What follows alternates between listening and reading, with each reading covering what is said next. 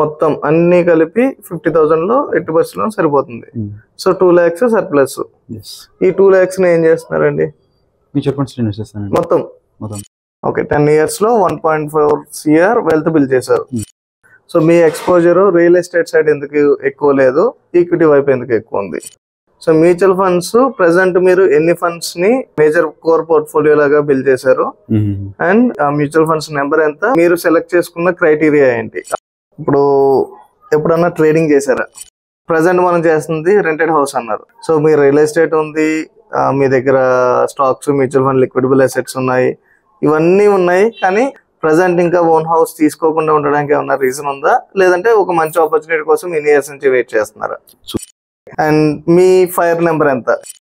Physical gold, sovereign bonds, gold ETF, gold mutual funds. So వీటిలో అన్నిట్లోనూ మీరు invest చేశారా, లేదు కొన్నిట్లోనే చేస్తే దాంట్లోనే ఎందుకు చేశారు? ఓకే, మీరు రియల్ ఎస్టేట్ తీసుకున్నారు కదా, రియల్ ఎస్టేట్ ఫిజికల్ గా కాకుండా రేట్స్ ఉంటాయి మనకి, రియల్ ఎస్టేట్ రిలేటెడ్ అవి కూడా ఉన్నాయి. సో దేంట్లో ఇన్వెస్ట్ చేశారు, స్పెసిఫిక్ గా దాంట్లోనే ఎందుకు ఇన్వెస్ట్ చేశారు?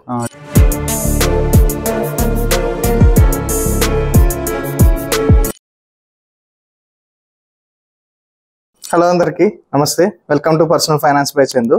నేను మీ చందు కొండపల్లి.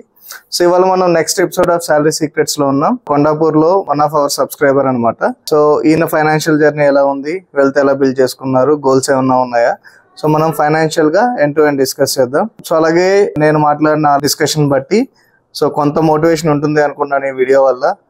సో ఆ డీటెయిల్స్ ఏంటి ఇదంతా మనం డీటెయిల్ గా గో త్రూ అవుదాం. సో వీడియో స్టార్ట్ చేసే ముందు మీ ఫేస్, మీరు రిక్వెస్ట్ చేసింది ఫేస్ చూపించొద్దు, హైడ్ చేయమన్నారు. సో ఫేస్ హైడ్ చేసి మీ డీటెయిల్స్ అన్ని మీరు షేర్ చేయడం కోసం నాకు కన్సెంట్ ఉందా లేదా, ఎందుకంటే ఈ మధ్యనే అడుగుతుంది. చేసే ముందు మీ పర్మిషన్ ఉందా లేదా, ఎందుకంటే సీక్రెట్ గా రికార్డ్ చేయొచ్చు, సో ఏవైనా చేయొచ్చు కదా. సో దాని గురించి first with face mask me consent ఉందా లేదా? Face mask is fine. Okay, so ఇంకా చెప్పండి మీ డీటెయిల్స్, పర్సనల్. సో మీరు ఎక్కడి నుంచి వచ్చారు, ఏం చేస్తున్నారు, ఫ్యామిలీ బ్యాక్గ్రౌండ్ ఏంటి, సో మీ వైఫ్ మీరు ఇద్దరు వర్కింగ్, కిడ్స్ సిచ్యువేషన్ ఏంటి, అసెట్స్ ఏంటి, ఎక్స్పెన్సెస్ ఏంటి, శాలరీ ఎలా డిస్ట్రిబ్యూట్ చేస్తున్నారు, ఇదంతా చూద్దాం. ఓకే, యా చెప్పండి. నాది ఆంధ్ర అండి. ఓకే, రాయలసీమ ఏరియా నుంచి వచ్చాము. ఓకే, సో ఆల్మోస్ట్ ఒక 10 years ఎక్స్పీరియన్స్ ఉంటుందండి. నేను వచ్చేసి 2014 పాస్ అవుట్. హైదరాబాద్కి వచ్చి ఆల్మోస్ట్ 2.5 years అవుతుందండి. ప్రీవియస్ గా నేను బెంగళూరులోనే చేసేవాడిని.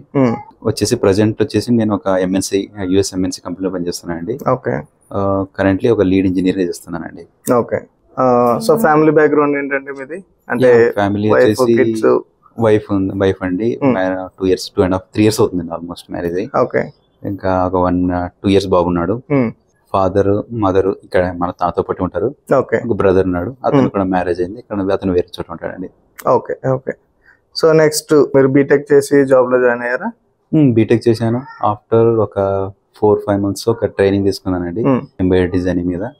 అందులోనే ప్లేస్ అప్ అయ్యి కెరీర్ స్టార్ట్ చేశానండి. ఓకే, అంటే కోర్ సాఫ్ట్వేర్ సైడ్ లేదంటే ఎంబెడెడ్ అన్నారు? ఎంబెడెడ్ సిస్టమ్స్ అటు సైడ్, కోర్ సాఫ్ట్వేర్ కాదు. ఓకే, సో ఫైనాన్షియల్స్ లోకి వచ్చేద్దాం. సో ప్రెసెంట్ మీరు ఒకళ్ళే వర్కింగ్, మీరు మీ వైఫ్ వర్కింగ్? నేను ఒకనండి. ఒకళ్ళే వర్కింగ్. 10 years ఎక్స్పీరియన్స్ అన్నారు. సిటీసీ ఎంత, టేక్ హోమ్ ఎంత? సిటీసీ వచ్చేసి including company stocks, other benefits చూసుకుంటే ఆల్మోస్ట్ ఒక 60 వరకు అవుతుందండి. 60 LPA. ఎస్. టేక్ హోమ్ వచ్చేసి మంత్లీ ఆల్మోస్ట్ 2.5 దగ్గర వస్తుందండి. 2.5 lakh take home every month. Post taxation, post PF అన్ని కట్ అవగా 2.5 lakh. ఓకే, సో ఎలా మేనేజ్ చేస్తున్నారండి ప్రెసెంట్? మేనేజ్మెంట్ వచ్చేసి నాకు పెద్దగా లోన్స్ అవన్నీ ఏం లేవండి. రీసెంట్ గా తీసుకున్న కార్ లోన్ తప్ప. ఓకే, ఇంకా మిగతా అమౌంట్ అంతా నా ఎక్స్పెన్సెస్ మంత్లీ రెంట్ ఒక 25,000 including maintenance everything. Okay, rented house లో ఉంటున్నారు? ఇది రెంటెడ్ అండి. ఓకే, గ్రాసరీస్ ఏమన్నా ఇంటికి వెళ్ళి వచ్చినప్పుడు చాలా ఎక్స్పెన్సెస్, ప్లస్ ఏమన్నా బయటకు వెళ్ళినప్పుడు ఒక 20,000, మాక్సిమం 40,000 అవుతుందండి. ఓకే, మొత్తం ఓవరాల్ 40,000. రిమైనింగ్ 40 to 50 ఒకసారి ఒక మంత్ ఎవరన్నా రిలేటివ్స్ ఇంటికి వెళ్ళడము, లేదంటే ఏదైనా కొంచెం ఇంట్లో అవసరాలను బట్టి చేంజ్ అవ్వచ్చు. సో 10K బఫర్ పెట్టుకున్న 50 వరకు అవుతుంది. Remaining 2 lakhs whole investment. Okay, అంటే రెంట్ ప్లస్ మీ day to day expenses, travel, fuel, petrol, 50K మొత్తం అన్ని కలిపి 50,000 లో 80% లోన్ సరిపోతుంది. So 2 lakhs surplus. ఈ 2 lakhs ని ఏం చేస్తున్నారండి? మ్యూచువల్ ఫండ్స్ ఇన్వెస్ట్ చేస్తాను. మొత్తం stocks, okay, US stocks, rare గా చైనీస్ కూడా స్టార్ట్ చేశాను. Okay, Chinese indexes. అవునండి, ETFs. ఓకే, సో మీ వెల్త్ క్రియేషన్ ఎలా జరిగింది? ఎందుకంటే ఇప్పుడు ప్రజెంట్ మనం సాలరీ డీటెయిల్ గా మాట్లాడుకోవడం కంటే, సో ప్రజెంట్ మీరు 2 lakhs సేవ్ చేయగలుగుతున్నారు అంటే, సో ప్రజెంట్ ఇప్పటి వరకు మీరు అప్రాక్సిమేట్ గా ఎంత కార్పస్ బిల్డ్ చేశారు లాస్ట్ 10 years లో? లాస్ట్ 10 years లో మేజర్ ఇన్సిడెంట్స్, ఐ మీన్ ఇల్లు కట్టడము, మ్యారేజెస్, వాటికి పోగా రిమైనింగ్ నా దగ్గర 1.4 దగ్గర ఉంటుందండి, ఇంక్లూడింగ్ ఎవ్రీథింగ్. ఓకే, 10 years లో 1.4 crore వెల్త్ బిల్డ్ చేశారు, including stocks, mutual funds, company stocks, cash, land. Okay, so me allocation of investment ఎలా ఉంటుంది? లైక్ మీరు అన్ని సెక్టర్స్ చెప్పారు, గోల్డ్, రియల్ ఎస్టేట్ దగ్గర నుంచి ఈక్విటీ స్టాక్స్ వరకు చెప్పారు. సో మీ ఎలొకేషన్ ప్రెసెంట్ ఉన్న 1.4 crore లో ఇన్ టర్మ్స్ ఆఫ్ పర్సంటేజెస్ మాట్లాడుకుందాం. సో ఎంత ఎలొకేషన్ రియల్ ఎస్టేట్ కి ఇచ్చారు, ఎంత పర్సంటేజ్ మీరు స్టాక్స్, మ్యూచువల్ ఫండ్స్, లిక్విడబుల్ అసెట్స్ లో పెట్టారు? ఓకే, రియల్ ఎస్టేట్ పరంగా వచ్చేసి నాకు తెలిసి ఆల్మోస్ట్ ఒక 17-18% ఉంటుంది. ఓకే, మ్యాక్స్ 20%, మాక్సిమం 20 వరకు, అంత ఎక్కువ ఉండదు. అందులో వచ్చేసి 22 lakhs అనుకోండి ఆల్మోస్ట్ రియల్ ఎస్టేట్. ఓకే, మిగతాదంతా liquidable kind of assets, like mutual funds లో, ఇండియన్ మ్యూచువల్ ఫండ్స్ లో ఆల్మోస్ట్ 25 lakhs అలా ఉంటుంది. ఇంకా రిమైనింగ్ 6 lakhs డైరెక్ట్ స్టాక్స్, ఇంకా రిమైనింగ్ అమౌంట్ లో ఒక 35 to 38 lakhs I think company stocks. Okay, ESOPs. Okay, remaining ఒక 12 lakhs నేను ఓన్ గా యుఎస్ మార్కెట్ లో ఇన్వెస్ట్ చేసింది. ఓకే, ఇంకా మేజర్ గా వచ్చేసి ఇవి ఇంకా FDs లో ఆల్మోస్ట్ ఒక 22 lakhs ఉంటుంది. ఓకే, సో FD ఎమర్జెన్సీ కోసం మెయింటైన్ చేస్తున్నారా, ఏదన్నా గోల్ అనుకుని మెయింటైన్ చేస్తున్నారా? యాక్చువల్ గా 2-in-1 గా పెట్టుకున్నాను. అది ఏదన్నా ఇల్లు నాకు నచ్చితే తీసుకుంటే దానికి డౌన్ పేమెంట్ గా వాడచ్చు అనే ఉద్దేశంతో పెట్టుకున్నాను. ఓకే, ఓకే, సో మీ major allocation stocks, mutual funds, equity market సైడే ఉంది. అంటే యూజువల్ గా నేను ఎవరితో మాట్లాడినా వాళ్ళ దగ్గర ఒక 40-50 lakhs వచ్చింది అంటే ఇమీడియట్ గా ఏ ప్రాపర్టీ బై చేద్దామా, లేదంటే ఏ ఓపెన్ ప్లాట్స్ ఏమన్నా బై చేద్దామా అని చూస్తారు. సో మీ ఎక్స్పోజర్ రియల్ ఎస్టేట్ సైడ్ ఎందుకు ఎక్కువ లేదు, ఈక్విటీ వైపు ఎందుకు ఎక్కువ ఉంది? ఈక్విటీ అంటే నాకు 2016 నుంచి స్టార్ట్ చేసింది, మా కొలీగ్ ద్వారా నేర్చుకున్నది. సో నాకు ఐడియా ఉంది, నాకు దాన్ని చూసినప్పుడు కొంచెం అర్థమైంది అది ఎప్పుడైనా నేను అమ్మి తీసుకోవచ్చు అని. రియల్ ఎస్టేట్ లో కొన్ని నేను 2017 నుంచి కొంచెం వింటా ఉన్నాను. ఇప్పుడు మనకు సడన్ గా ఏదైనా అమ్మాలనుకుంటే కూడా తొందరగా మనకి క్యాష్ రాదు కాబట్టి, ఇది అందులోనూ లార్జ్ అమౌంట్, తక్కువ అమౌంట్ కాదు, పెడితే 2 కాళ్ళు ఒకటే చోట పెట్టినట్టు అవుతుంది. సో అది ఒక major reason real estate drop అవ్వడానికి.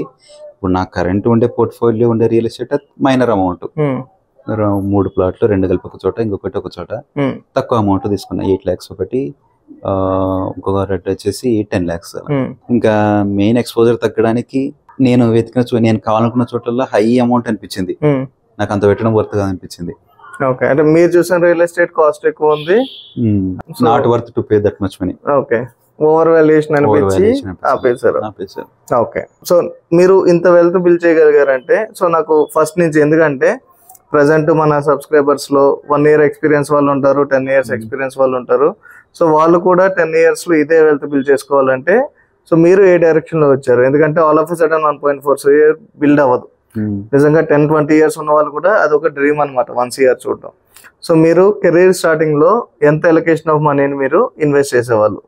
ఎందుకంటే ప్రజెంట్ అంటే ఎక్కువ శాలరీలో ఉన్నారు కాబట్టి 50,000 ఎక్స్పెన్సెస్ లో సరిపెట్టుకుని రిమైనింగ్ 2 lakhs ఇన్వెస్ట్ చేస్తున్నారు. సో అగ్రెసివ్ గా ఇన్వెస్ట్ చేస్తున్నారు. సో కెరీర్ స్టార్టింగ్ నుంచి మీ ఎలొకేషన్ ఎలా ఉండేది? కెరీర్ స్టార్టింగ్ లో కొంచెం తక్కువ ఉండేది. అప్పుడు కూడా నాకు పెద్దగా లోన్ లేకుండే, పంపిస్తే మా ఇంట్లో వాళ్ళకి, మా తమ్ముడు చదువు తప్ప. ఇంకా అప్పుడు నాకు వచ్చేది మంత్లీ 25,000 తో స్టార్ట్ చేసింది నేను. అలా ఒక 2 years అదే సేమ్. 25,000 శాలరీ అండి, ఇన్వెస్ట్మెంట్ శాలరీ అండి. దాంట్లో నేను FDలు ఏం చేయలేదు, జస్ట్ కొంచెం సేవ్ చేసుకున్నా, ఒక 2 lakhs 3 lakhs అలా, అంతే, అంత మించి ఎక్కువ ఏం లేదు. అప్పుడు ఏమైతే ఇన్వెస్ట్మెంట్ లేదు, 2 years ఇనిషియల్ గా. నెక్స్ట్ తర్వాత 2 years అప్పుడు ఒక కంపెనీలో చేశాను, అప్పుడు నాకు అవి అన్ని ఐడియా కూడా లేదు. నెక్స్ట్ కంపెనీ స్విచ్ అయిన తర్వాత కొంచెం ఫ్రెండ్స్ తెలిసి ఫ్రెండ్స్ ద్వారా విని మ్యూచువల్ ఫండ్స్ లో ఐపీఓలు అప్లై చేయడం, వాటి కోసం ఐపీఓ అప్లై అయ్యాలా వద్దా అని తెలుసుకోవడం కోసం ఏది మంచిది ఏది దానికి కావాల్సిన జ్ఞానాన్ని బిల్డ్ చేసుకోవడం ట్రై చేశాను అప్పుడు. సో అలా కిక్ స్టార్ట్ అయింది. అప్పుడు ఆల్మోస్ట్ మంత్లీ ఒక 10,000. అది నేను నెక్స్ట్ ఇయర్ అదే 2 years తర్వాత సెకండ్ కంపెనీకి స్విచ్ అయ్యాను. సో అప్పుడు నాకు సాలరీ ఆల్మోస్ట్ 43,000 45,000 వచ్చేది. సో అప్పుడు నాకు కొంచెం చేతిలో మనీ కనిపించింది. అప్పుడు ఒక 15,000 to 20,000 ఇన్వెస్ట్ చేసేవాడిని. అదే షేర్ లో డైరెక్ట్ చేయడమే షేర్ లో చేసేవాడిని. మ్యూచువల్ ఫండ్స్ నాకు ఇంట్రెస్ట్ లేకుండా అప్పుడు. స్లో మనీ కాదు మనకి స్టాక్స్ అయితే. అప్పుడు మార్కెట్ కూడా బాగా అనిపించిండే, ఎందుకంటే ఇప్పుడు కొంచెం బూమ్ ఉండే అప్పుడు. సో అప్పుడు చేశాను. ఇంకా రాను రాను కొంచెం నాకు టైం సరిపోక ఇంకా దానికోసం నేనే ఎక్స్క్లూజివ్ గా టైం స్పెండ్ చేయడం అంటే నాకు ఇవన్నీ కాదు అనిపించేసి మ్యూచువల్ ఫండ్స్ కి జంప్ అయ్యాను. సో ఆ టైంలో నేను 20 వరకు చేసేవాడిని. 2022 రిమైనింగ్ అమౌంట్ నాకు ఖర్చులకు పెంచుకోవడం, ఏదైనా ఇంట్లో అవసరం అయితే పంపించడం, అలా చేసేవాడిని. ఇంకా 2018-19 వరకు ఆల్మోస్ట్ 40-50-52 వరకు నాకు శాలరీ వచ్చేది. తర్వాత మళ్ళీ కంపెనీ స్విచ్ అయ్యాను. అప్పుడు నాకు వచ్చేసి ఆల్మోస్ట్ 70-80K వచ్చేది. ఆ దాంట్లో కూడా ఆల్మోస్ట్ 60-70% వీటిలోనే పెట్టాను. మళ్ళీ ఆ కంపెనీలో ఒక 6 నెలలు ఉన్నాను. మళ్ళీ స్విచ్ అయ్యాను నచ్చక. ఇంకా అప్పుడు ఆల్మోస్ట్ 1.2 అలా వచ్చేది. అది ఒక 2 years 2.5 ఆల్మోస్ట్ 3 years వరకు చేశాను. తర్వాత స్విచ్ అయ్యి హైదరాబాద్కి వచ్చానండి. సో ఇది 5th కంపెనీ అండి? అవునండి. సో మీరు ఫస్ట్ 2 years చేయలేదు అన్నారు, తర్వాత చేశాను అన్నారు కదా. సో ఈ ప్రాసెస్ లో మీరు అసలు మార్కెట్స్ అంటే నాలెడ్జ్ ఎలా గెయిన్ చేసుకున్నారు? ఎందుకంటే మార్కెట్స్ లో ఉండి ఇన్ని ఇయర్స్ సర్వైవ్ అవ్వడం చాలా కష్టం. అయితే మార్కెట్ బాగా ఇస్తుంది, లేదంటే మొత్తానికి పక్కకి గెంటేస్తుంది. సో మీరు, నాకు 2 questions ఉన్నాయి ఇక్కడ. సో మీరు అసలు ఫైనాన్షియల్ నాలెడ్జ్ ఎలా గెయిన్ చేశారు స్టాక్స్ మ్యూచువల్ ఫండ్స్ లో పెట్టడానికి? సెకండ్, స్టాక్స్ లో మీరు ఇన్వెస్ట్ చేస్తూ ఇది నాట్ మై కప్ అని చెప్పి, సో దీనికి ఎక్కువ టైం పడుతుందని మ్యూచువల్ ఫండ్స్ కి వెళ్ళా అన్నారు కదా. సో ఇంకా అదర్ రీజన్ ఏమన్నా ఉందా మ్యూచువల్ ఫండ్స్ కి వెళ్ళడానికి? స్టాక్స్ కాకుండా మ్యూచువల్ ఫండ్స్ కి వెళ్ళడానికి వేరే అదర్ రీజన్ ఏమన్నా ఉందా? వేరే రీజన్ అంటే ఏం లేదండి. ఒకటి, నాకు టైం అంటే మనం పొజిషన్ పెరుగుకుంటే టైం తక్కువైపోతుంది, మన పర్సనల్ టైం అనేది అప్పుడు అర్థమైంది. ఇంకొకటి ఏమంటే మనకు తెలిసిన కంపెనీలే చూస్తుంటాం. ఒక fund manager responsibility whole day of ఏవి ఉంటాయో ఎతకడం అతని పని. మనకి ఎంతసేపు ఉన్నా తెలిసినవి మాత్రమే చూస్తాం, అంతకుమించి ముందుకెళ్ళాం. సో వాళ్ళైతే బాగా చూసుకుంటారు కదా, మళ్ళీ నేను ఎందుకు దానికి స్పెండ్ చేయడం అనే ఉద్దేశంతో మ్యూచువల్ ఫండ్స్కి వెళ్ళాను. సో మీరు నాలెడ్జ్ ఎలా గెయిన్ చేసుకున్నారండి ఈ ప్రాసెస్ లో లాస్ట్ 10 years? నాలెడ్జ్ అంటే ఫస్ట్ ర్యాండమ్ గా కొనేది కొనేది అందరూ స్టార్టింగ్ లో చేసే సేమ్ ప్రాసెస్. అంతే. తర్వాత మా కొలీగ్స్, నేను బెంగళూరు ఉన్నప్పుడు అతను కొంచెం డైలీ డిస్కస్ చేసేవాళ్ళం అప్పుడు 2017 ఆ టైంలో. అలా చేయడం వల్ల డైరెక్ట్ ఇలా పెస్తే కథలు నడచవని కొంచెం అర్థం చేసుకుంటూ, వాటి కంపెనీ బ్యాలెన్స్ షీట్ చూసుకుంటూ, ఆ కంపెనీ మేనేజ్మెంట్ ఎలా ఉంటుంది, వాళ్ళ యొక్క పోర్ట్ఫోలియో ఎలా ఉంది, ప్లస్ వాళ్ళ పి రేషియోలు, ఇంకా వాళ్ళ ప్రొడక్ట్స్ మార్కెట్లో ఎలా ఉంది, కరెంట్ ఉండే ట్రెండ్ బట్టి అది ఎంతవరకు మార్కెట్లో సస్టైన్ అవ్వగలదు. ఇంకా ఈ కేటగిరీస్ అన్ని ఈ కేటగిరీ స్టాక్స్ గా మీరు చూసింది? స్టాక్స్ కండి. సో అయితే మొత్తం ఫ్రెండ్ సర్కిల్ ద్వారా ఇనిషియల్ గా నాలెడ్జ్ గెయిన్ చేసుకున్నారు. సో నెక్స్ట్ స్టాక్స్ నుంచి మ్యూచువల్ ఫండ్స్ రావడానికి టైము, ఈ రీసెర్చ్ కి అన్నారు. అవును. సో మీరు స్టాక్స్ చేస్తున్నప్పుడు ఓన్లీ ఫండమెంటల్ అనాలిసిస్, మీరు చెప్పిన పారామీటర్స్ అన్ని ఫండమెంటల్ అనాలిసిస్ లోకి వస్తాయి. అంటే కంపెనీ పర్ఫార్మెన్స్ ఎలాగుంది, బ్యాలెన్స్ షీట్ ఎలాగుంది, ఇవన్నీ. సో టెక్నికల్ అనాలిసిస్ చేసి ఏమన్నా చేసేవాళ్ళ? టెక్నికల్ అంటే ఈ ఐపీఓలో చేసేవాడిని. స్టాక్స్ కంటే కొన్ని నాకు అనిపిస్తే రీసెంట్ గా కొన్ని చేశాను. తర్వాత నాకు టైం స్పెండ్ చేయడం వేస్ట్ అనిపించింది వీటి మీద. ఇప్పుడు మీరు మ్యూచువల్ ఫండ్స్ లో మేజర్ అలొకేషన్ అన్నారు కదా. సో మ్యూచువల్ ఫండ్స్ ప్రెసెంట్ మీరు ఎన్ని ఫండ్స్ ని మీ ఇన్వెస్ట్మెంట్ మేజర్ కోర్ పోర్ట్ఫోలియో లాగా బిల్డ్ చేశారు? అండ్ మ్యూచువల్ ఫండ్స్ నెంబర్ ఎంత, వాటిని ఎలా సెలెక్ట్ చేసుకున్నారు? మ్యూచువల్ ఫండ్స్ కౌంట్ వచ్చేసి 8. ఓవరాల్ మొత్తం 8 ఫండ్స్ అండి. సో ఎలా స్ప్లిట్ చేసుకున్నారు? ఇండియన్ స్ప్లిట్టింగ్ వచ్చేసి debt funds, I mean short term పనికొచ్చేటట్టు పెట్టుకున్నా. అవి అల్ట్రా షార్ట్ టర్మ్ ఫండ్స్ ఉన్నాయి. ఇంకా మిడ్ టర్మ్ ఒక 2-3 years వచ్చేటట్టు ఏమంటారు ఇవి large cap kind of funds అవి కొన్ని పెట్టుకున్నాను. ఇంకా లాంగ్ టర్మ్ కి ఐ మీన్ కిడ్స్ ఎడ్యుకేషన్, రేపు రిటైర్మెంట్ కి వాటి కోసం స్మాల్ క్యాప్ ఫండ్స్ పెట్టుకున్నానండి. ఓకే, మొత్తం 8 funds లో ఒక షార్ట్ టర్మ్ ఫండ్, ఒక లార్జ్ క్యాప్ ఫండ్ ఉంది, రిమైనింగ్ 6 స్మాల్ క్యాప్ ఉంది, ఇంకా మిడ్ క్యాప్ ఉంది, ఫ్లెక్సీ ఉంది. ఓకే, సో ఇవి లాంగ్ టర్మ్ పెట్టుకున్నారు. అండ్ మీరు అంటే మనకి మ్యూచువల్ ఫండ్స్ కూడా ఒక 1000 to 2000 మ్యూచువల్ ఫండ్స్ ఉన్నాయి డిఫరెంట్ ఏఎంసీస్ నుంచి. అందరూ అన్ని వేరియంట్స్ వస్తున్నాయి. ఇప్పుడు రీసెంట్ ట్రెండ్ థిమాటిక్ ఫండ్స్. ఇప్పుడు ఏది ట్రెండింగ్ లో ఉంది అంటే ఓకే, ఆ థీమ్ లో వచ్చేస్తాయి మొత్తం అన్ని. ఇన్ని థౌజండ్స్ ఆఫ్ మ్యూచువల్ ఫండ్స్ లో మీరు సెలెక్ట్ చేసుకున్న క్రైటీరియా ఏంటి? ఆ టాప్ ఫండ్స్ కానీ. ఓకే, ఫస్ట్ వచ్చేసి ఫండ్ మేనేజర్, అతడు ఎక్కడెక్కడ హ్యాండిల్ చేసేవాడు. నెక్స్ట్ వచ్చేసి ఆ ఫండ్ యొక్క ఏఎం, అది మరీ హై ఉంటే కూడా ఏదన్నా అందరూ ఒకటిసారి తీసుకోవాలనుకుంటే లేదా అందరూ ఒకటిసారి ఇన్వెస్ట్ చేసి అతనికి ఎక్కడ ఇన్వెస్ట్ చేయాలో కూడా అతనికి డిఫికల్ట్ అయిపోతుంది. సో హై ఏఎం కాకుండా లోయర్ బై 2 అంటే టాప్ -2, టాప్ -3 అలాంటి ఫండ్స్ చూసుకున్నాను. ఓకే, సో వాటికైతే కొంచెం స్కోప్ ఉంటుంది ఆల్ఫా జనరేట్ చేయడానికి. సో నెట్ లో వాటికి సంబంధించిన ఇన్ఫర్మేషన్ చూస్తూ వాటిని చూసుకున్నాను. ఓకే, ఏఎం, ఫండ్ మేనేజర్, ఇంకా మనకు తెలిసిందే లాస్ట్ 3 years 4 years చూస్తుంటాం కదా, star rating last 3-4 years percentage. Okay, ఇప్పుడు ఎప్పుడన్నా ట్రేడింగ్ చేశారా? ఫ్యూచర్స్ అండ్ ఆప్షన్స్ అంటే ఎనీ కైండ్ ఆఫ్ ట్రేడింగ్? ఎందుకంటే కొత్తగా మార్కెట్స్ లోకి వచ్చిన వాళ్ళకి కొద్దిగా హై ఇస్తుంది మార్కెట్. ఓకే, సో కొంతమంది చెప్తుంటారు 10,000 పెట్టండి అది 25,000 అయిపోతుంది అంటారు. సో ఇనిషియల్ గా అందరూ ఏదో ఒక విధంగా చేతులు కాల్చుకుంటారు మార్కెట్ లో. సో మీరైతే ఇప్పుడు వరకు ట్రేడింగ్ చేయలేదు. గుడ్. ఓకే, ఇప్పుడు మనకి మీరు 2016 నుంచి స్టార్ట్ చేశారంటే కోవిడ్ ఫాల్ చూసారు. దాని తర్వాత కోవిడ్ తర్వాత ఒక చిన్న స్లైట్ కన్సల్టేషన్ ఉంటుంది. దాని తర్వాత రీసెంట్ గా ట్రంప్ ఫాల్ కంటే ముందు కొద్దిగా ఈ వార్ సిచ్యువేషన్ ఇవన్నీ వచ్చినప్పుడు కొద్దిగా ఫాల్ అయింది. సో ఈ మార్కెట్ ఫాల్ టైంలో సో మీ మైండ్ సెట్ ఎలాగుంది? మీరు స్టే ఇన్వెస్టర్ కింద అలాగే ఉన్నారా, లేదా ప్రాఫిట్ బుక్ చేసుకుని డెప్ట్ మూవ్ చేసి రీఇన్వెస్ట్ చేశారా?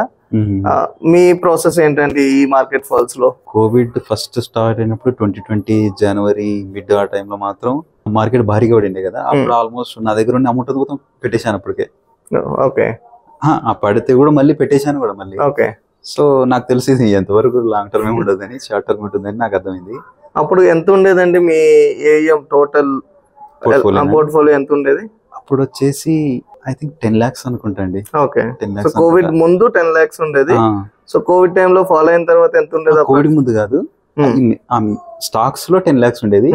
మ్యూచువల్ ఫండ్స్ లో ఆల్మోస్ట్ అదొక 10 వరకు ఉండేది అండి. Okay, total 20 lakhs. కోవిడ్ లో మీరు ఎంత అంటే ప్రాఫిట్ లోనే ఉన్నారా లేదంటే రెడ్ చూసారా?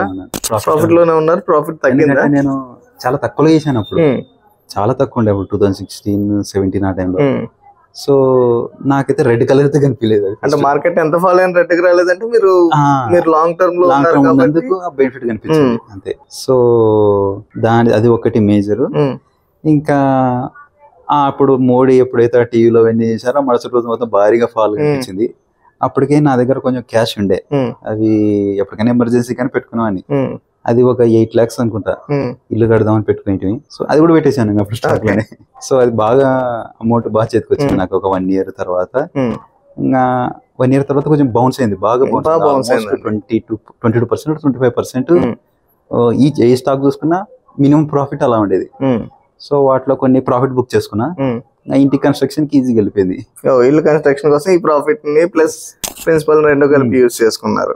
Okay, okay. ఇంకా ఆ తర్వాత మేజర్ అంటే కొంచెం పీక్ వెళ్ళిపోయింది మార్కెట్. లాక్డౌన్ అయిపోయింది ప్లస్ సెకండ్ వేవ్ అయిపోయిన తర్వాత కొంచెం పీక్ వెళ్ళిపోయింది. అప్పుడు నేను అంత అగ్రెసివ్ వెళ్ళలేదు, కొంచెం తగ్గించుకున్నా. అప్పుడు మళ్ళీ క్యాష్ పెట్టుకున్నా. క్యాష్ పెట్టుకుంటూ 2022 వరకు అలా ఆగి పెట్టుకుంటూ వచ్చాను. 22 ఎండింగ్ వరకు. ఇంకా దాంట్లో కొంచెం తగ్గించేసి అప్పుడు నా శాలరీ వచ్చేసి 1.5 సంథింగ్ అలా ఉండేది 22 వరకు. అంటే హైదరాబాద్ కు రాకముందు 1.5 దగ్గర వరకు ఉండేది. సో దాంట్లో అందులో ఇంటి దగ్గరే వర్క్ చేసేది, పెద్ద ఖర్చు ఉండదు. ఇంకా నా దగ్గర ఉండే క్యాష్ తో అన్ని లిక్విడ్ దాంట్లో పెట్టడం కంటే, I mean mutual funds stock లో పెట్టడం కంటే ల్యాండ్ తీసుకోవడం మేలని అప్పుడు ప్లాట్లు కొనేది. ఓకే. అలా రియల్ ఎస్టేట్ అనేది నా దాంట్లో యాడ్ అయింది. ఓకే. ఇంకా ఆ తర్వాత ఇంకా జర్నీ మీకు తెలిసి ఉంటుంది, ఇంకా పెద్దగా అగ్రెసివ్గా ఏం వెళ్ళలేదు. మళ్ళీ మొన్న డ్రాప్ అయినప్పుడు మళ్ళీ పెట్టాను ఒక 10 lakhs వరకు రీసెంట్ గా ఫాలో అయిన తర్వాత. కానీ ఎప్పుడు పానిక్ అయ్యి ఎప్పుడు బుక్ చేసుకోలేదు ప్రాఫిట్. దొరికేలేదు. సో ఎప్పుడు హైలోనే బుక్ చేసుకున్నారు, దాన్ని ఏదోలా రీయూజ్ చేసుకున్నారు, మళ్ళీ ఫాలో అయిన తర్వాత మళ్ళీ రీఇన్వెస్ట్ చేశారు. Good good. ఇప్పుడు ప్రజెంట్ మనం చేస్తుంది రెంటెడ్ హౌస్ అన్నారు. సో మీ రియల్ ఎస్టేట్ ఉంది, మీ దగ్గర స్టాక్స్, మ్యూచువల్ ఫండ్, లిక్విడబుల్ అసెట్స్ ఉన్నాయి, ఇవన్నీ ఉన్నాయి, కానీ హౌస్ తీసుకోలేదు. సో 10 years ఎక్స్పీరియన్స్ ఉంది, ఫ్యామిలీ ఉన్నారు, అయినా సరే ప్రజెంట్ ఇంకా ఓన్ హౌస్ తీసుకోకుండా ఉండడానికి ఏమన్నా రీజన్ ఉందా, లేదంటే ఒక మంచి ఆపర్చునిటీ కోసం ఇన్ని ఇయర్స్ నుంచి వెయిట్ చేస్తున్నారా? చూశాను యాక్చువల్గా 1 year నుంచి, ఎస్పెషల్లీ హైదరాబాద్ లో చూశాను. మేబీ నాకు ఒక 40-50 lakhs లో దొరికింటే మంచిది అనిపించింది నా దృష్టిలో. అంటే తెలియదు అప్పుడు నాకు హైదరాబాద్కి ఎప్పుడు అనేది ఫస్ట్ టైం. సో కొంచెం మార్కెట్ ఎంక్వైరీ చేసిన తర్వాత ఇక్కడ మరి మినిమం 1 CR పెట్టింది ఏది లేనట్టు చెప్తున్నారు. ఓకే. అది ఫ్లాట్ కోసం, మళ్ళీ అపార్ట్మెంట్ లో ఫ్లాట్, ఇండివిజువల్ హౌస్ కాదు. ఓకే, నేను తీసుకుంటా ఫ్లాట్ కరెక్టే, దానికి ఓకే 1 ఇంత లేని ఇప్పుడు 1.5 అవుతుంది తీసుకుంటాను. దానికి డౌన్ పేమెంట్ ఒక 40 lakhs పెట్టేస్తాను. మళ్ళీ 1 CR తీసుకోవాలన్నా నెలకి EMI 80,000 దగ్గర అవుతుంది. దానికోసం నేను ఆల్మోస్ట్ 45% 50% నాకు వచ్చే శాలరీలు పెట్టాలి, రాబోయే శాలరీ కూడా పెట్టాలి. నెక్స్ట్ 15 years పాటు అయినా మనం ఉండడానికి మన దగ్గర డౌన్ పేమెంట్ పెట్టాలి, రాబోయే శాలరీ పెట్టాలి, ఇవన్నీ అవసరం అనిపించి కొంచెం ఆగిపోయాను. ఓకే. సో ప్రెసెంట్ ఏం చేస్తారంటే, అంటే హౌస్ ప్లాన్ లో ఉన్నారు ఇంకా, లేదంటే ఇంకా గివ్ అప్ ఇచ్చేసి వెల్త్ క్రియేట్ చేసుకుందాం చూద్దాం అనుకున్నాను. ఇంకా కొన్ని ఏళ్ళు చూసి ఇప్పటికైతే హోల్డ్ పెట్టాను. ఓకే. ఓకే. సో కానీ మీ ఉద్దేశంలో హౌస్ పర్చేస్ చేయాలి అంటే మంచి డీల్ కష్టం, మంచి డీల్ దొరికేది బెస్ట్. ఓకే. సో మంచి డీల్ అంటే ఏంటండి? మన బడ్జెట్ లో ఉండాలి, ఇంకా మనకు బర్డెన్ అనిపించకూడదు దాని గట్టి EMI-లతో, ఇంకా అది మనకు అదే లైఫ్ ఆగకూడదు. దానికోసం మనం అంటే హౌస్ లోనే వెల్త్ మొత్తం చూసుకోకూడదు. House it's not an asset, ఎందుకంటే మనం ఉండేది కాబట్టి అసెట్ కాదు. కరెక్ట్. సో మీరు జీవితాంతం ఇంటికే EMI కట్టుకుంటూ వెళ్తే ఆ 10 year EMI అయ్యేసరికి మనకి ఇల్లు మిగులుతుంది తప్ప చేతిలో ₹1 కూడా మిగులుతుంది అంటారు. Okay. And me fire number ఎంత? ఎందుకంటే సో ప్రెసెంట్ అగ్రెసివ్ గా ఇన్వెస్ట్ చేస్తున్నారు కాబట్టి, సో మీకేమన్నా ఎర్లీ రిటైర్మెంట్ కానీ, లేదంటే నా రిటైర్మెంట్ ఫండ్ ఇంత బిల్డ్ అయితే సో నేను స్లో డౌన్ అవుతాను, నా అగ్రెసివ్ వర్క్ లైఫ్ దీని నుంచి నేను స్లో డౌన్ అవుతాను. 12 CR అంటున్నారా? ఓకే. సో 12 CR ఎప్పుడైతే అవుతుందో అప్పుడు వర్క్ ఆపేస్తారా? మీ వర్క్ నాట్ స్టాప్, తగ్గించుకోవడం బెస్ట్, ప్రెజర్ తీసుకోకుండా ఉండడం బెస్ట్. ఓకే. అది నా ప్లాన్. ఓకే. సో అప్రాక్సిమేట్ గా అంటే ఫైర్ నెంబర్ ఏమైనా క్యాలిక్యులేట్ చేసుకున్నారు? మంత్లీ ఇంత ఎక్స్పెన్సెస్ ఉంటాయి, నేను రిటైర్ అయ్యే వాటితోనే ఆల్మోస్ట్ 10 to 12 మధ్య రావచ్చు. యాక్చువల్గా 11 వచ్చింది, ఇంకో బఫర్ పెట్టుకుని ఒకటి ఎక్స్ట్రా కూడా అనుకున్నాను అంతే. ఓకే. సో 11 వస్తే 12 అనుకున్నారు. ఈ కార్పస్ లో మీ కిడ్స్ ఎడ్యుకేషన్, వాళ్ళ మ్యారేజ్, ఇన్కేస్ హౌస్ కన్స్ట్రక్షన్ ఉంటే అది మొత్తం ఇవన్నీ కంబైన్ చేసి చేశారా? ఓకే. సో నెక్స్ట్ క్వశ్చన్ వచ్చి, ప్రజెంట్ ఎర్లీగా అంటే ఒక 22 years పర్సన్ ఇన్వెస్ట్మెంట్ స్టార్ట్ చేశాడు. సో అతని మైండ్ సెట్ ఎలా ఉండాలి టువర్డ్స్ వెల్త్ క్రియేషన్? సో ఎర్లీగా ఇప్పుడే స్టార్ట్ చేస్తున్న వాళ్ళకి, ఫ్రెష్ గా 1 year or 6 months అయిన వాళ్ళకి, సో మీరు ఏమైనా అడ్వైజ్ ఇస్తారు? ఎందుకంటే మీరు ఆల్మోస్ట్ 8 to 10 years నుంచి మార్కెట్ లో ఉన్నారు, గుడ్ వెల్త్ క్రియేట్ చేసుకున్నారు కాబట్టి, సో మీరు ఏమైనా అడ్వైజ్ ఇస్తారా? అడ్వైజ్ అంటే ఆ ఏజ్ లో అందరికి ఉండే ఆలోచన ఇప్పుడే స్టార్ట్ చేసాము, ఏదో ఎంజాయ్ చేద్దాం అనే ఉద్దేశం ఉంటుంది, అది ఉండాలి, తప్పలేదు. కానీ దానికంటే ముందు మన ప్రైమరీ గోల్ వచ్చేసి కొంచెం సేవ్ చేసి రేపు పొద్దున మనం ఏది లేకపోయినా దాన్ని వాడుకునేటట్టు ఒక ప్రాసెస్ తయారు చేసుకోవాలి. ఆ ప్రాసెస్ మేబీ మ్యూచువల్ ఫండ్స్ అన్నా కాబట్టి, కొందరికి రియల్ ఎస్టేట్ అంటే దాంట్లోనే పెట్టుకోవచ్చు. సో బేసిక్గా మనకు ఒక థాట్ ప్రాసెస్ రావాలి, అప్పటికి వస్తే తప్ప మనం ఆ వర్క్ ఫ్లో మనకు మనం బిల్డ్ చేసుకుంటే తప్ప వేరే వాళ్ళు వచ్చి మనకి ఎవరు చేయరు. అంటే ఎక్స్టర్నల్ మోటివేషన్ కాదు కావాల్సింది, ఇంటర్నల్ గా ఎవరికి వాళ్ళు రియలైజ్ అవ్వాలంటారు. ఓకే. సో ఒక్కొక్కళ్ళు ఒక్కొక్క చోట టర్నింగ్ పాయింట్ ఉంటుంది. అలాగా మేబీ ఈ వీడియో చూసి ఓకే మనం ఇలా ప్లాన్ చేసుకోవాలనుకుంటారేమో కదా. సో అంటే మీరు ఆ ఏజ్ లో ఉన్నప్పుడు మీ ప్రాసెస్ ఎలా ఉండేది, థాట్ ప్రాసెస్? ఎందుకంటే ప్రెసెంట్ అయితే మీరు ఒక గుడ్ సైజబుల్ కార్పస్ ఉండి ఆల్మోస్ట్ ఒక 40% ప్రాఫిట్ లో ఉన్నారనుకోండి, అప్పుడు చెప్పే మాటలు వేరే ఉంటుంది. సో ఇనిషియల్ గా చెప్తున్నప్పుడు వేరే ఉంటుంది మైండ్ సెట్. సో ఆ మైండ్ సెట్ నుంచి ఈ మైండ్ సెట్ కి ఎలా వస్తారు, ఎలా రావాలి? కరెక్ట్. యాక్చువల్ గా నేను కూడా ఇనిషియల్ గా నాకు వచ్చేదే అమౌంట్ ఇంత, దీంట్లో మళ్ళీ దీంట్లో ఏమి ఇన్వెస్ట్ చేస్తాం అనే థాట్ ఉండేది. సో అటువంటిప్పుడు మనం అట్లీస్ట్ ఇప్పుడు మనకి 10,000 వచ్చిందంటే 1,000-2,000 చేసినా చాలు. అదే మనకు ఒక మోటివేషన్ ఇస్తుంది. ఒక కొన్ని నెలలైన తర్వాత నీకు ఆ నంబర్ కనిపిస్తుంది ఎంత సేవ్ చేసామని. అదే నీకు ఒక జిఎల్ ని క్రియేట్ చేస్తుంది. సో ఒక్కసారి నీకు స్టెప్ ఇన్ అయితే నీకు పెద్దగా భయపడాల్సిన అవసరం కూడా ఉండదు. సో అదొకటి నేను పెద్ద చెప్పాలనుకుంటాను. ఓకే, సో ఇప్పుడు నేను చూసిన వాళ్ళు నా ఫ్రెండ్స్ కానీ వీళ్ళందరూ ఏం చేస్తారంటే స్టాక్స్ ఒకటి పర్చేస్ చేస్తారు, రోజుకి ఒక 15-20 సార్లు రిఫ్రెష్ చేస్తూ ఉంటారు. అంటే దాని ఎంత అయింది ఇవాళ వాల్యూ ఎంత అయింది. ఇప్పుడు ట్రంప్ ఏదో అన్నాడు, మార్కెట్ ఫాలో అయింది, సో రేపు మార్నింగ్ కి మార్కెట్ ఎంత ఫాలో అయింది. సో ఇది డైలీ చెక్ చేసుకుంటూ ఉంటారు. సో మీరు ఈ ప్రాసెస్ లో అంటే మీరు ఎలా హ్యాండిల్ చేశారు? ఎందుకంటే ఇలాంటి బ్యాడ్ న్యూస్ వచ్చినప్పుడు విత్ ఇన్ 1 week 2 weeks లో ఒక 1 year ప్రాఫిట్ మొత్తం వైప్ ఆఫ్ అయిపోతుంది. అయినా కూడా నాకు కొన్ని ఈ మధ్యన అయ్యాయి. ఈ ట్రంప్ వచ్చినప్పుడు ప్లస్ ఆ చైనీస్ కంపెనీల మీద బ్యాన్ చేసి టారిఫ్స్ వాటి వల్ల కూడా కొంచెం అయ్యింది. సో ఇప్పుడు కొంచెం ఆలోచిస్తున్నాను, ఎందుకంటే ఇది కొంచెం కాషియస్ థింగ్. ఇది ఇలాంటి సిచ్యువేషన్ లో కొంచెం జాగ్రత్త మాత్రం ఉండాలి, అదైతే కరెక్టే. ఒకటేసారి మొత్తం వాటి మీద పెట్టేయకూడదు, పీక్ లో ఉన్నప్పుడు కూడా కొనకూడదు, అది మెయిన్ థింగ్. ఇప్పుడు ఒక ఎగ్జాంపుల్ తీసుకోండి, ఎన్విడియా భారీగా హ్యూజ్ గా అయిపోయింది. 1,000-1,100కి వెళ్ళేసి మళ్ళీ స్టాక్ స్ప్లిట్ అయ్యి మళ్ళీ 600 ఎంతది 100-130 దగ్గర ఉంది. నేను ఇది ఎన్విడియా ఆల్మోస్ట్ తీసుకున్నప్పుడు $400-500 ఉండే. అప్పుడు ఆల్మోస్ట్ 1,00,000 పెట్టా. అది విత్ ఇన్ 6 months లోనే డబుల్ ట్రిపుల్ వరకు వెళ్ళిపోయింది. నాకు 1,000 వెళ్ళేటప్పుడు మళ్ళీ పెట్టాను. ఇంకా స్టాక్ ఎప్పుడైతే స్ప్లిట్ చేశాడో అప్పుడు డిస్పర్స్ అయిపోతుంది అది మొత్తం. ఆ డిస్పర్స్ అవ్వడం వల్ల అప్పుడు లాభాలు ఎక్స్పెక్ట్ చేయడం అనేది కొంచెం రేర్, ఎందుకంటే హైలో పెట్టారు. సో ఆ పాయింట్ ఆఫ్ టైమ్ లో ఐడియా వచ్చేది కొంచెం మనకి డిఫికల్ట్. అందరికి మనం గెస్ చేయలేం అది ఎలా జరుగుతుంది, మన చేతుల్లో ఉండదు. సో నేనేమంటానంటే మెయిన్ గా అన్ని కాళ్ళు 2 కాళ్ళు ఒకటి చోట పెట్టకూడదు. ఒక కాళ్ళు ఒక చోట ఇంకో కాళ్ళు ఒక చోట పెడితేనే తప్ప మనం గట్టు మీద ఉండేది సెట్ కాదు. ఓకే, సో మీరు చెప్తుంది ఏంటంటే ఎంటైర్ మనీని మొత్తం సింగిల్ ఎసెట్ లో సింగిల్ రిస్క్ దాంట్లో పెట్టకుండా డైవర్సిఫై చేయాలి. సో కామన్ స్టేట్మెంట్ ఏంటంటే don't keep all your eggs in one basket. Same అలాగే మొత్తం అన్ని డిస్ట్రిబ్యూట్ చేయాలి. సో మీరేం చేశారు?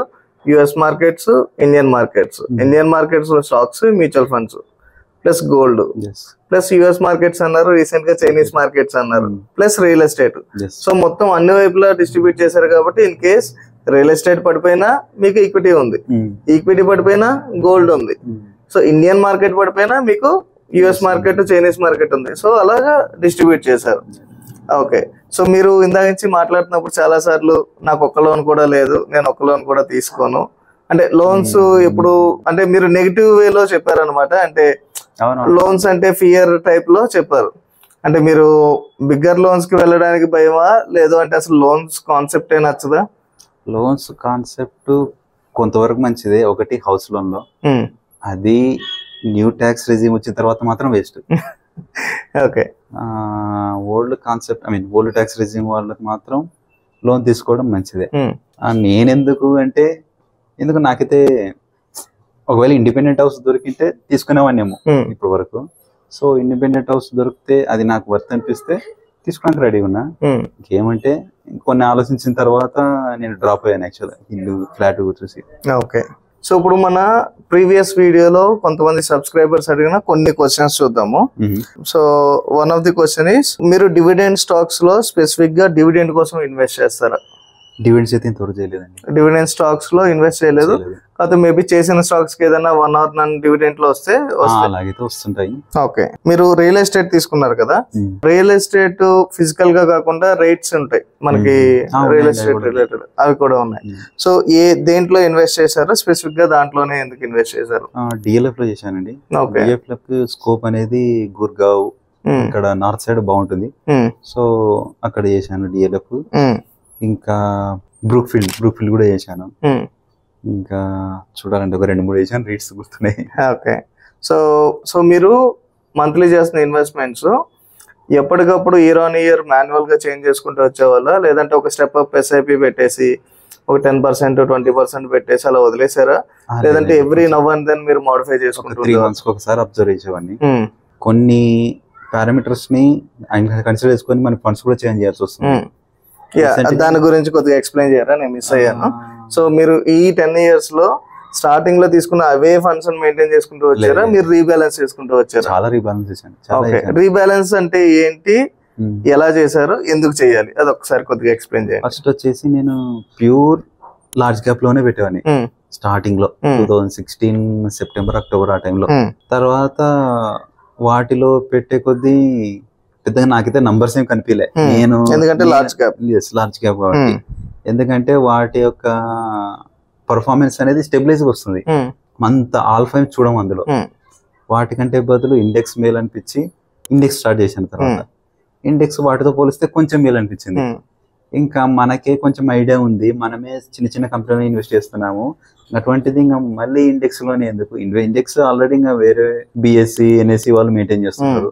దాని బదులు ఇంకా మనమే ఒక ఫండ్ మేనేజర్ ఎవరైతే కొత్త స్టాక్స్ ని చూసుకుంటాడో అతని దాంట్లో పెట్టడం మేలు అనిపించి ఈ స్మాల్ క్యాప్, మిడ్ క్యాప్, ఇంకా ఈ ఫ్లెక్స్ క్యాప్ వాటిలో స్టార్ట్ చేశానండి. ఇంకా తర్వాత వచ్చేసి స్టార్టింగ్ లో నేను ఈఎల్ఎస్ఎస్ లో చేసేవాడిని, ఎందుకంటే ట్యాక్స్ బెనిఫిట్ కొంత ఉంటుంది. నా తర్వాత నా శాలరీ పెరగడం వల్ల ఏటీసీకి ఆల్మోస్ట్ ఇవే కవర్ అయిపోతుంది. సో ఇప్పుడు ఈఎల్ఎస్ ఏం చేయట్లేదు. ఇంకా అన్ని flex cap, small cap, mid cap, index, ఇంకా ఒక థిమాటిక్. మీరు ఇండెక్స్ అన్నారు కదా, సో ఇండెక్స్ అన్నిటిలోనూ ఉన్నాయి కదా. ఇప్పుడు మీరు అంటుంది లార్జ్ క్యాప్ నిఫ్టీ 50 గానీ సెన్సెక్స్ గానీ ఇండెక్స్ అన్నారు. అంటే స్మాల్ క్యాప్ ఇండెక్స్ ఉంది, మిడ్ క్యాప్ కి ఇండెక్స్ ఉంది, ఐటీ ఇండెక్స్ ఉంది, అన్ని ఉన్నాయి. అంటే మీరు ఇండెక్స్ అంటున్నప్పుడు లార్జ్ క్యాప్ ఇండెక్స్ అని అంటే నిఫ్టీ 50 అని. ఓకే. అండ్ దెన్ మీరు చేసిన మ్యూచువల్ ఫండ్స్ ఉన్నాయి కదా, సో వాటి యావరేజ్ ఎక్స్ఐఆర్ఆర్ ఎంత? ఈ జియోగ్రఫికల్ ఇష్యూస్ లేకముందు అది 35% ఉండేది ఎక్స్ఐఆర్ఆర్. ఓకే. ఇప్పుడు 19 దగ్గర ఉందండి. హ్యూజ్ వాల్యూ అండి. మేబీ మీరు మార్కెట్ ఫాలో అయినప్పుడు యాడ్ చేసా అన్నారు కదా, ఎక్కువ జంక్స్, దాని వల్ల ఇంత ఎక్కువ ఉన్నట్టు ఉంది. సో కానీ మనం రియల్ టైమ్ ఎవరికైనా ఎక్స్ప్లెయిన్ చేసేది 12% రిటర్న్స్, మ్యాక్స్ 15%. కానీ లాంగ్ టర్మ్ లో, ఎందుకంటే ఎవ్రీ పాయింట్ ని మనం పిక్ చేయలేము. సో మీరు పిక్ చేశారు కాబట్టి కరెక్ట్ టైమ్స్ లో మీకు ఇంత 30% అనేది మెయిన్ క్రిటికల్ పాయింట్. అందుకు మీకు అంత హ్యూమాంగస్ నెంబర్ అది 30% ఇలాగా. ఓకే. సో మీరు ఇవి కాకుండా గోల్డ్ ఇన్వెస్ట్మెంట్ ఉంది కదా, సో మీ వ్యూ ఏంటి గోల్డ్ ఇన్వెస్ట్మెంట్ వైపు? Physical gold, sovereign bonds, gold ETF, gold mutual funds. So వీటిలో అన్నిట్లోనూ మీరు ఇన్వెస్ట్ చేశారా, లేదు కొన్నిట్లోనే చేస్తే దాంట్లోనే ఎందుకు చేశారు? Sovereign gold bonds 3 years back వచ్చినదండి. అప్పుడు తీసుకున్నాను. అప్పుడు ఎంత 35,000 ఏమో ఉండేది, అది సారీ 40,000 ఉండేది.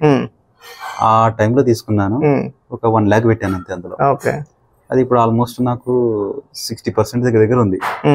సో అది సావరిన్ గోల్డ్ బాండ్స్ వచ్చేసి అంతే తీసుకున్నాను. తర్వాత గోల్డ్ ఈటీఎఫ్ లో లాస్ట్ ఇయర్ 1.5 year బ్యాక్ అప్పుడు ఒక 3 lakhs పెట్టాను గోల్డ్ ఈటీఎఫ్. ఇంకా రిమైనింగ్ అంతా ఫిజికల్ గోల్డ్ అండి. ఓకే. సో ఇప్పుడు ప్రెసెంట్ ఈ రోజు మార్కెట్ లో గోల్డ్ మొన్న రీసెంట్ గా 1 lakh హిట్ అయింది. సో ప్రెసెంట్ మిమ్మల్ని గోల్డ్ ఇన్వెస్ట్ చేయమంటే గోల్డ్ ఇన్వెస్ట్ చేస్తారా, లేదు అంటే హెసిటేషన్ లో ఉంటారా? అంత ర్యాపోగా పోను, చూసుకొని వెళ్తాను. మన దగ్గర 1 lakh ఉంటే 10,000 అందులో 10-20,000 పెట్టుకుందాం, ఎక్కువ పెట్టాను. ఓకే. ఎందుకంటే మీకు ఓవర్ వాల్యుయేషన్. ఓకే. సో ఇప్పుడు నాకు ఇంకో క్వశ్చన్, గోల్డ్ సిల్వర్, సో రెండు ఉంది, సిల్వర్ ఉంది, స్కోప్ ఉందండి. ఓకే. సో సిల్వర్ పెడతాను, కావాలంటే ఒక 25 ఇంకా ఎక్కువ పెడతాను. ఓకే. సో అంటే present me view on gold and silver లో చూసుకుంటే గోల్డ్ లో పెట్టనన్నారు, సిల్వర్ లో పెడతా అన్నారు. సో ఇప్పుడు ప్రెసెంట్ ఎవరైనా కొత్తగా స్టార్ట్ చేస్తే సిల్వర్ లో అగ్రెసివ్ గా పెట్టచ్చా? అంత ఎక్కువ ఏం కాదు, కానీ నా పోర్ట్ఫోలియో తక్కువ ఉన్నందుకు నేను ఆ మూమెంట్ అంటున్నాను. గోల్డ్ తో చేస్తే ఒక 1% ఎక్కువ పెట్టుకోవచ్చు, సిల్వర్ 1 or 2% ఎక్కువ పెట్టుకోవచ్చు. Okay. And then bonds, gold కాకుండా మీ డెప్త్ సైడ్ ఇన్స్ట్రుమెంట్స్ లో గవర్నమెంట్ బాండ్స్ కానీ కార్పొరేట్ బాండ్స్ కానీ, బాండ్స్ ఎప్పుడైనా ఎక్స్ప్లోర్ చేశారా?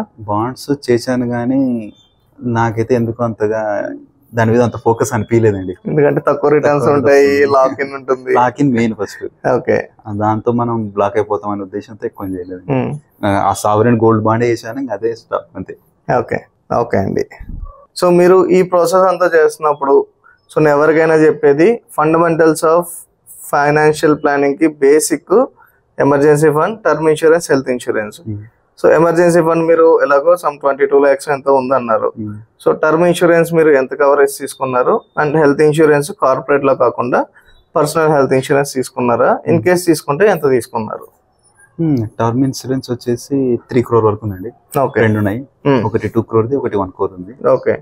ఇంకా హెల్త్ ఇన్సూరెన్స్ వచ్చేసి నేను మా వైఫ్ బాబుకి కలిపి ఒక 30 lakhs ఉందండి.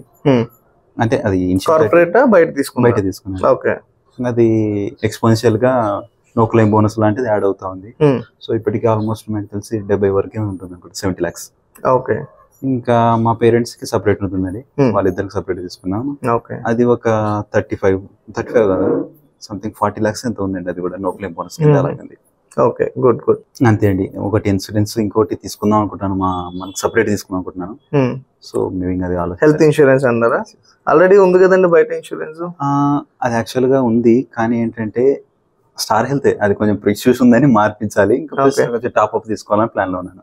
ఓకే. సో మీరు ఒకే ఇన్సూరెన్స్ నుంచి ఇంకో దానికి పోర్ట్ చేసుకోవచ్చు.